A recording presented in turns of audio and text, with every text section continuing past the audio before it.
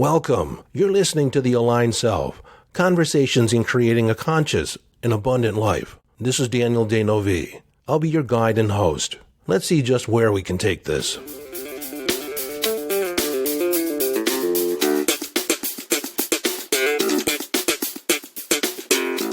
Hello, friend, and welcome back to the conversation.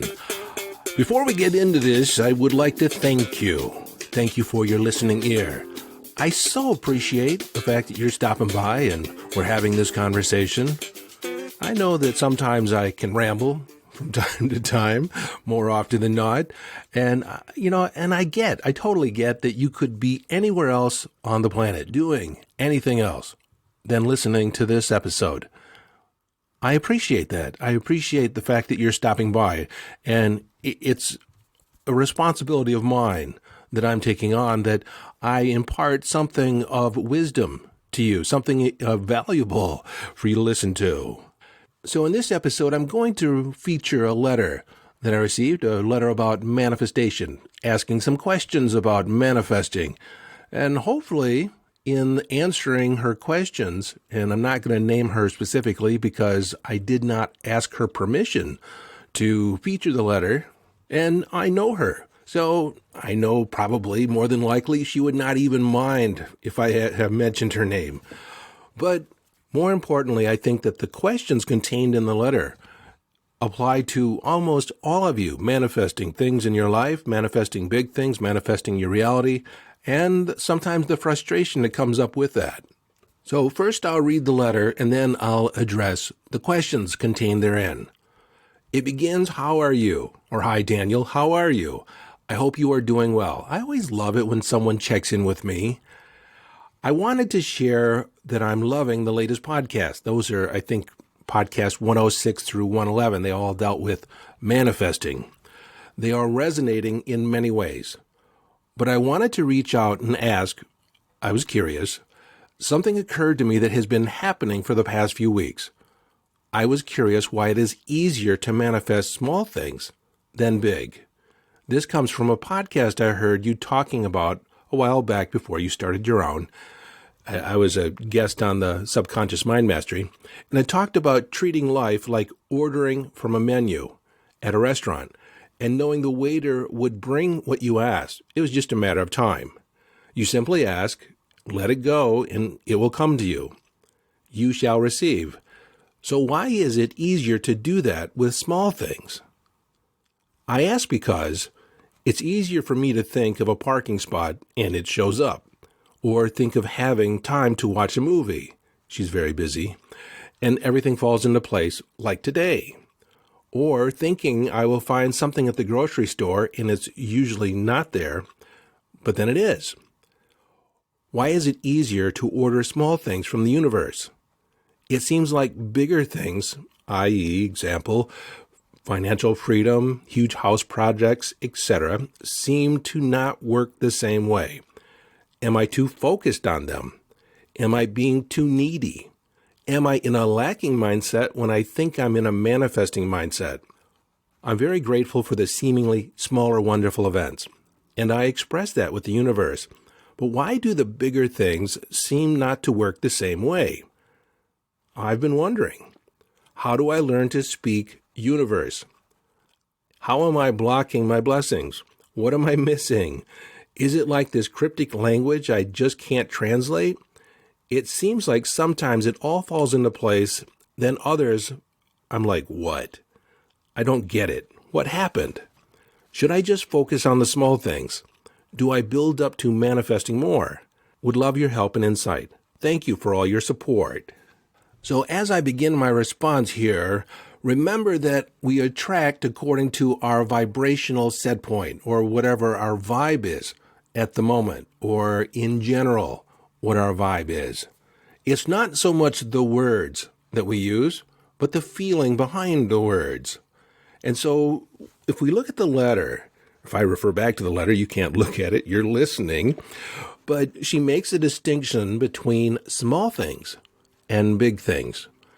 You see, just in the way it's stated, there's an implied feeling behind the big things, that they're harder to attract, that they're harder to create, harder to manifest.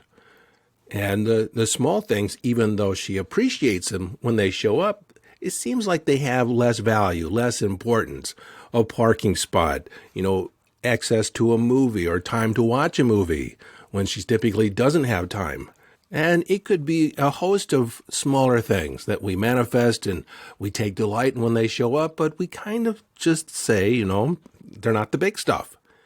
So it's recognizing the feeling or the resistance that's in us there about the big things, seemingly big things. Let's consider just dismissing the whole concept of small stuff and big stuff.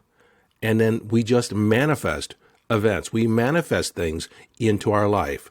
Some of them are big and some of them small, but they require no more energy to attract the big stuff. And that's the idea that we're setting up here. It really takes no more effort to attract big stuff than it does little stuff. It's all manifestation, and it all works on the same principles. So what is getting in the way here for you is the idea that it's big stuff. And look inside, check inside, calibrate to your feeling that's coming up when you say big stuff. Is there a sense of resistance? Is there an idea that it has to require more work, more energy? That's the first place you want to look, is what is the energy behind how you're imaging or thinking about the different things that show up in your life. Next is, let's talk about what is a manifestation. Sometimes we look at things coming into our life as a manifestation. But our manifestations are anything, like you pointed to in the letter, a perfect day, where everything seems to fall in place. Our emotional set, our vibration, is a manifestation because we have to focus our mind and say certain things to ourselves and think of it in a particular way in order to generate a particular vibration or a feeling state, an emotional state. So that in and of itself is a manifestation. It involves choice. The other point I want to make is that we are always manifesting. The law of attraction is always working. So when things don't show up, we're manifesting things not showing up.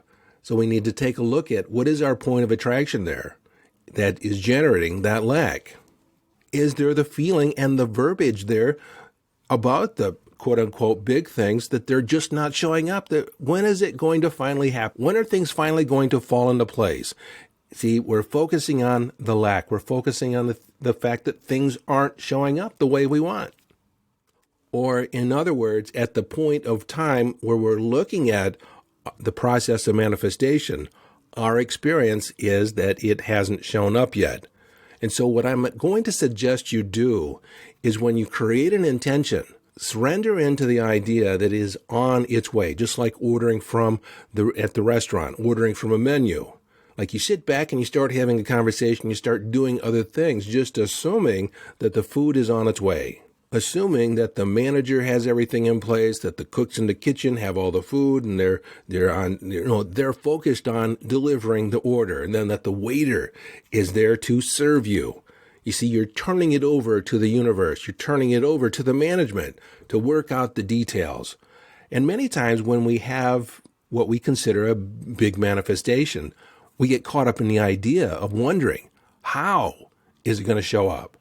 How can it happen? And when you look at from your limited point of view, you can't see how it's going to show up. You don't see how everything's going to come together. So it creates resistance. So when you notice that you're creating resistance, acknowledge it. Say, oh, I'm creating resistance. I'm thinking about lack. I'm focusing on, stuff not being here. So I am going to shift my focus. Acknowledging it gives you agency. It points to the fact that you are responsible for your manifestations. There's none of this victim mode where I'm doing all I can. I'm in the mode of manifestation, but the universe just isn't cooperating. They're just not working with me. You see, when you focus on the lack, you generate more lack. You generate the experience of lack. Let's think of it this way. How about a trip to the grocery store versus a trip to between, since I'm in Fort Worth, we'll say DFW, Dallas Fort Worth, to Miami. Or wait, let's change that. Let's say from Dallas to Fort Myers, because I actually have an experience that I can talk about in this. So if we just say go to the grocery store, that seems like a small thing.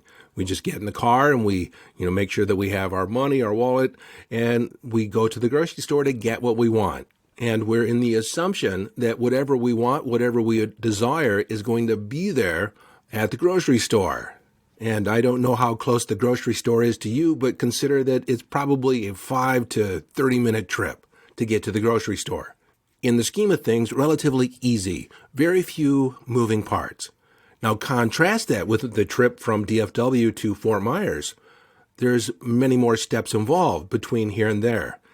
You don't necessarily expect an instant manifestation where I'm immediately transported from where I am now to Fort Myers. So on one hand, you could look at just me getting from DFW to Fort Myers is a manifestation. But also every step along the way is a manifestation. Now, some of those I orchestrate, some of those are inspired action, like I'm inspired to buy a plane ticket, but I don't worry about flying the plane. I just show up and I turn it over to the management. I turn it over to the pilots. I turn it over to the airline to get me there on time. And so let me set this up. Why did I go to Fort Myers? Well, several years ago, my cousin, she asked me if I would perform the wedding ceremony between her and her fiance. She wanted to get married on the beach. They lived in Cape Coral, which is just south of Fort Myers. And I was excited about it. She was excited about it. I had been ordained several years before that, and I performed, about a dozen wedding ceremonies. And I was off. And so the plan was I was going to fly down about 4 days early and spend a total of a week down there. And so I made my plane reservation. Well, I get to the airport, and it turns out that just before the boarding is complete, I'm told that the plane is overbooked. They've overbooked the plane, oversold the seats. Now, why would they do that? Well, as a consequence, they ask for volunteers to not fly on the plane, and they would give them a travel voucher to fly anywhere in the country at any other time. And none of us were budging. We all were sitting there kind of looking at each other like, who's going to take advantage of this? And suddenly, I got the impulse. I raised my hand and said, I'll take the voucher. You see, in my mind, I suddenly had the vision of me driving and having fun, driving between here and Fort Myers. And then I would also have my car, so I wouldn't have to rent a car. And then I affirmed to myself, Daniel, you love to drive. You're going to see the sights. You're going to see the landscape. You're actually going to see Louisiana. I'd never been to Louisiana. So I thought, what a perfect time. I did a quick calculation and realized that I could be in New Orleans or at Lake Charles late that night, so I took off. And I have to say, the drive through East Texas and into Louisiana was very pleasant. I really enjoyed the scenery, really enjoyed the trip. I had rolled down the window, and I was just enjoying the fresh air. But then it was shortly after I went over the state line into Louisiana, I realized I didn't have a place to stay. I hadn't confirmed a place to stay. So I looked it up on my phone and identified a hotel, and I called directly to the hotel. And it turns out that they had one room left. And I got it. I'll take it. And it was right off the expressway, right on Lake Charles. I was going to get there about 10:30, 11 at night, and I could go to sleep and then get right back up in the morning and get on the road. And that's what I did. I stayed the night at that hotel at Lake Charles, and then I was up and at 'em right before sunrise and on the road again. I had stopped at a little restaurant and had a breakfast sandwich, but I took it and I was gone. And I just remember marveling at just how delightful the morning air was. You could smell the sea breeze. It was beautiful. The sun was coming up, was shining through, and I was just marveling, delighting at how beautiful the drive was. But I was taking such a delight in the drive, I hadn't noticed that, hey, Daniel McFly, maybe you should have gotten some fuel. And before I knew it, mid-morning, I'd run out of gas in Florida. So I drifted off to the side of the road. I got my phone out, and I had zero cell service. So I was right in the middle of the Apalachicola, if I remember that right, Apalachicola National Forest. So there was nothing nearby. Evidently, zero cell towers. But as my luck would have it, I looked up through the windshield and I saw a sign, a road sign, that said that there was a gas station about 3 miles up the road. And I said, hey, I can walk 3 miles. It'll be fun. And so I locked up the car and I started walking. And I could see the westbound lane across the median, across the trees, and there was this van, this old Chevy van that started slowing down and then sped back up. And I didn't think anything of it.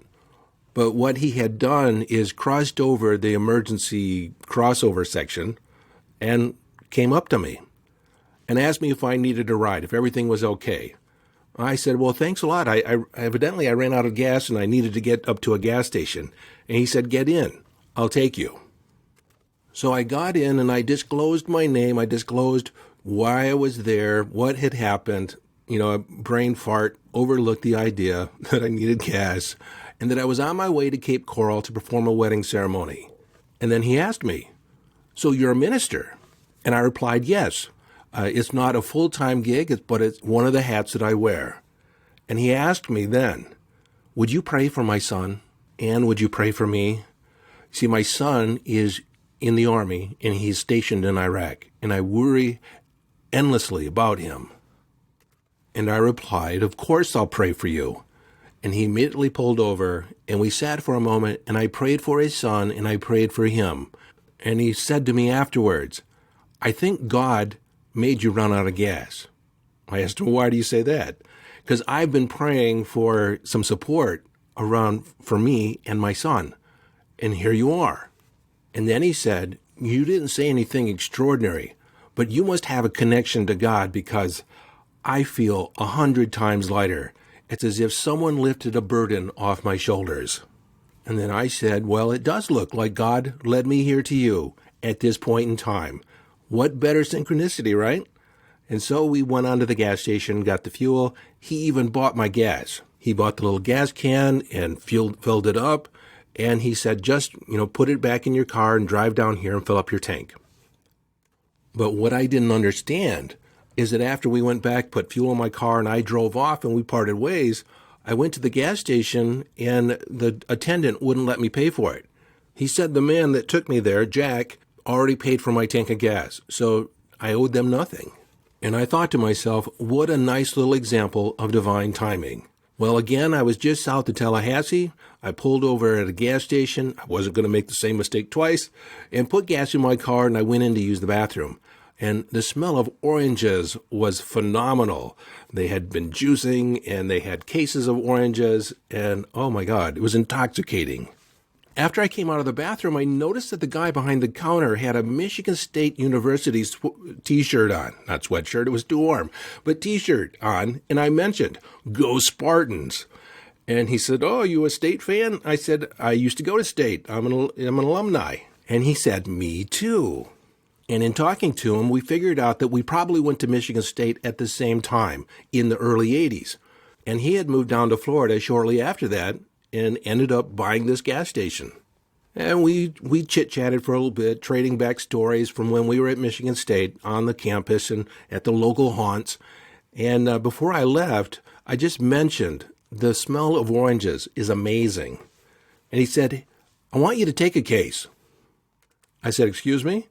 Take a case of oranges on me. It was a lot of fun recalling the memories from college days. So take them. And I said, thank you. And I took them.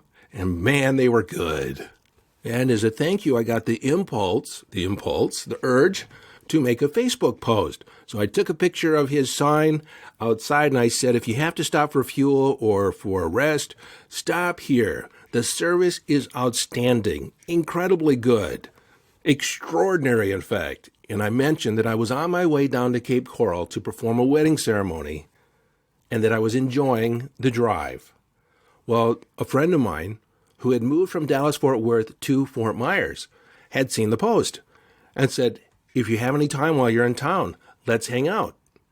And so I called and made a connection with my friend and told her what I was up to, what my itinerary was, and she asked me, what else are you up to? And I said, well, it just so happens that after this, in about a month or so, I'm going to be in Honduras and as part of a reforestation project in the jungle. And she said, there's some place in Fort Myers that you need to visit. It's called Eco Farms.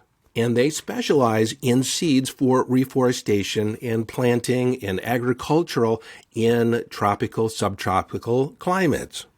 It's a nonprofit, and she said, you're going to love it. So to make a long story short, we had an amazing time at the wedding. I wasn't allowed to pay for a thing. They took complete care of me. We actually made a jaunt down to the Everglades the next day and rode an airboat, went through a tour through the Everglades. I totally loved it. And then the next day I went to the Eco Farms, and I was blown away. They actually had a source for me to buy seeds for the reforestation project. And when I bought the seeds, I told them what I was up to, where we were going to go, and they gifted me another 500 seeds, which was a huge win because at that time, it was very hard to find seeds for trees of the variety that I was looking for: mahogany, cedar, neem, and moringa. And while I was there, I learned a variety of planting techniques which aided in our reforestation project. So, a presenting question, a question that I had in the back of my mind: how were we going to get seeds? How were we going to fulfill on this? The universe answered it. It had actually been a big question because I was having trouble locating seeds, and then they wanted an arm and a leg for them. So, it really worked out. It was an ongoing question in my mind, and I would have to say, in the context of this podcast episode, I created it with the help of the universe. So I could continue with event after event all the way back home to Dallas-Fort Worth, but I'm going to draw it to a close and start pointing out some of the lessons here. One is my flexibility in my approach. There was more than one way to get to Fort Myers. And I think I need to point out that something that originally seemed like a setback, the plane being overbooked and me having to drive, or I could have waited, but I decided to drive because I got the impulse, but not getting on that plane was a setup for a bigger adventure. It was a setup for several things to be manifested inside of that journey. And even though my first thought, my first plan went awry, I was in the attitude that it would all work out, that it was going to be fun, that I was going to enjoy the journey. And I had really adopted the attitude that it was an adventure in manifesting. It was an adventure to go from here to there, and I was just curious about all the amazing things that would happen along the way. So that was my manifestation. That was my intention. That was the vibe that I was putting out there. And of course, along the way, I was thankful for every little thing that happened. I was thankful for the sunshine. I was thankful for the bed that I arrived at St. Charles. The fact that it was there, that I got the last room. And then I had the amazing breakfast. I just went over the top, appreciating every aspect of the journey. And I can remember thinking to myself, I couldn't have planned it better. And I literally did none of the planning. I simply showed up. And when I met people, I connected with them and I disclosed what I was up to. I disclosed my plans. And they saw a way how they could fit into it. They saw a way how they could support me in my journey. They got caught up in my vision. They got caught up in the possibility. And see, so this is very important. When you encounter people, share what you're up to. Share your mission for the planet. Share the mission that you're currently on. But don't share to get help. Don't share expecting them to do something for you. Share because you want to share the vision, that you want to invite them along on your journey, even vicariously. And the reason I say that is because the universe is conspiring on your behalf. The people that you meet, the people that you bump up against, more than likely are there by divine guidance, divine synchronicity. So take advantage of it. Disclose what you're up to. Disclose what question is on your mind. 9 times out of 10, they have an answer or they'll say something that will assist you along the way. And sometimes, like in the case of Jack, you're there for them. You're there to contribute to them. And I have to say it was very satisfying to me on a personal level, helped raise my vibe to have that prayer session with Jack about him and his son. And I have to say, it's not something I do on a regular basis, sitting down having prayer with people. But the opportunity was there, and I just stepped up to the challenge, stepped up to the moment. Now, the other thing I want to point out, because the trip between Dallas and Fort Myers was a quote-unquote big thing, I spent 99% of the time fulfilling on my intention. I wasn't there. I could have lamented and say, oh, when am I going to get there? How long is this going to take? Oh, it just seems like forever that I'm going to, no, I just enjoyed every step along the way, every mile of the journey. This whole idea of enjoying the journey that came out of the 60s is there for a reason, because really it's all you have is the journey. And of course, like I said, we didn't expect an instant manifestation between Dallas-Fort Worth and Fort Myers. We knew that it was going to take a series of steps. And knowing that there is a journey between here and there, could you imagine for a second if I could have teleported between Dallas-Fort Worth and Fort Myers? I would have missed all the little things in between. I would not have had a journey to enjoy. I wouldn't have had the memory with Jack. I wouldn't have the memory of getting the case of oranges. I can't remember your names. I'm sorry. I would have never found out about eco farms. I would have never, I wouldn't have been able to fulfill on the seed planting in Honduras. And so this is something I want to point out, that in creating a manifestation, in creating an intention, it's not necessarily to fulfill the intention. It's who you get to be between now and then to create the fulfillment of that intention. And so when you create the parking spot, when you create a perfect day, that's when you affirm that everything is falling into place. The universe has your back. The universe conspires to fulfill your wishes. You create your reality. I created this. And so you just affirm this over and over again. And these little things, so to speak, are breadcrumbs that bigger things are coming. Proof and evidence. Overflow is happening. And you can't even see the possibilities yet. And this is also where you can point back to one of my earlier podcasts. Isn't it wonderful? Isn't it wonderful how the universe conspires on my behalf?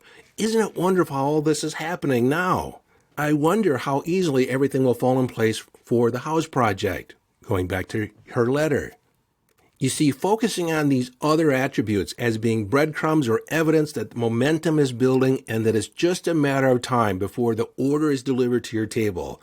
It's like you sitting back at the table, forgetting the fact that you ordered food and enjoying the conversation, enjoying the ambiance, enjoying the cocktail, whatever is there. It's just the assumption that the universe is going to fulfill on your order. Not focusing, I wonder when the universe is going to get the stuff here. I'm hungry.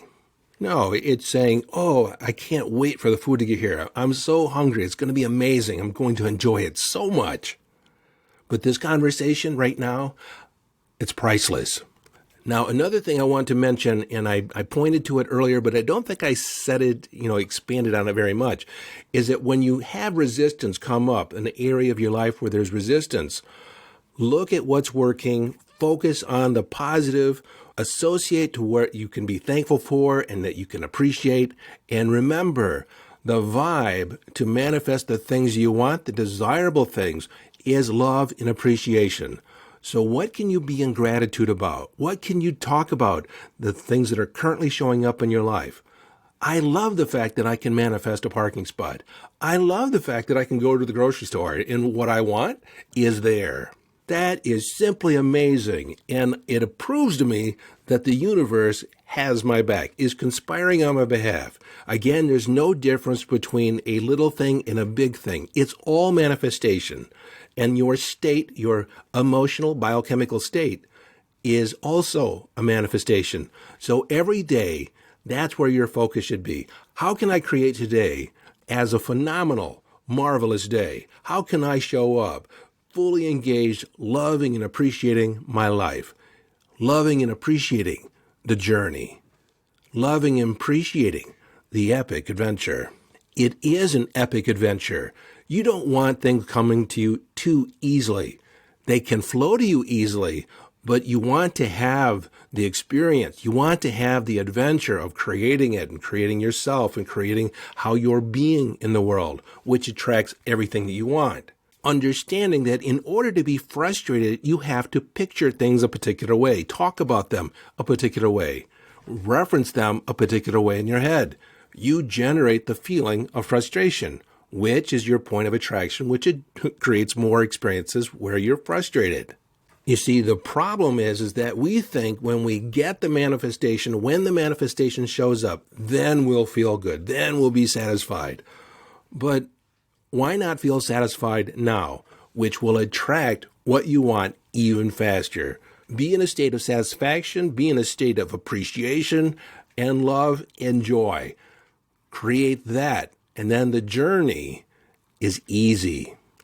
Don't be like the kid in the back saying, are we there yet? When are we going to get there? How long is it going to take? And realizing that their eyesight is below the window line. They can't see the journey. So to them, it's just time in a car. And the journey feels like it takes forever because they can't engage in the journey. Once they're a little older and they can see out the window, you can play a game. How many blue cars can you find? How many VW bugs can you find? You can sight things along the road. It occupies the mind. It refocuses our attention. It creates a sense of enjoyment along the way. We make it a game. It is a game. It's an epic game, an epic adventure. So before I leave, I have a couple asks for you. One, if you enjoyed the podcast, subscribe. If you enjoy the podcast in general, join our Facebook group, and that's the Aligned Self Podcast Listeners Facebook group, the Aligned Self Podcast Listeners Facebook group. The link is in the show notes. Join us there for conversations. And then also, I'm just wrapping up registration for my Aligned Self Signature Coaching Program, and I'm looking for 4 individuals that want to make a difference for their life. Now, it is a group coaching program, but it's a small group. So you're going to get a lot of personal attention from me. So if you're someone that wants to make a profound difference in your relationships, your relationship with yourself and others, your self-esteem, your financial destiny, join the Aligned Self. Go to yesdaniel.com and follow the link. So until next time, this is your friend and host, Daniel Dano V, urging you to follow your bliss, live your life from inner signals, be inner directed as you engage in the epic adventure.